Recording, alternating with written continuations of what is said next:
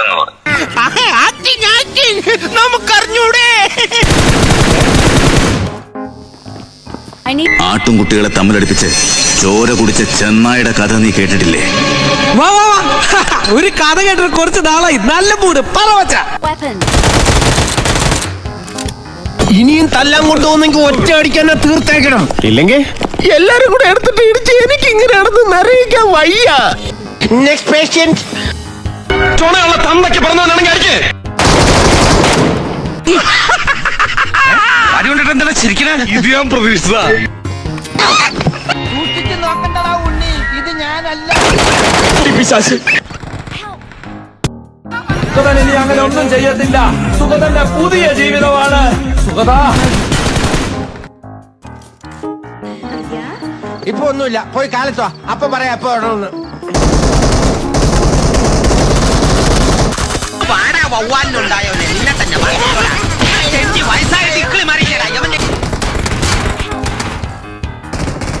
എന്തിനാണ് പന്നി എന്നെ പിടിച്ചിവിടെ കെട്ടിയിട്ടിരിക്കുന്നത്? ആർക്കും വേണ്ടാത്തവനാ ഞാൻ, ഒരു ചില്ലി കാശിന് വിലയില്ലാത്തവൻ. ആർക്കും വേണ്ടെങ്കിലും എനക്ക് നിന്നെ വേണം. നീ വിലയില്ലാത്തവനല്ല, നിനക്കിപ്പോ നല്ല വിലയാ.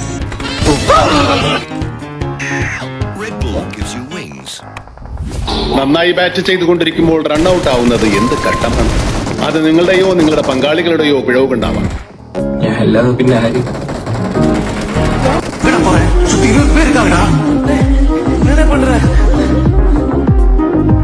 10 வருஷம் உள்ள இருந்தா மட்டும்தான் சார் தெரியும்.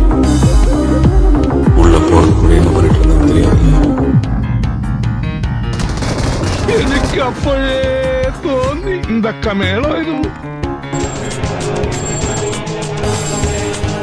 എന്താ കേശവ?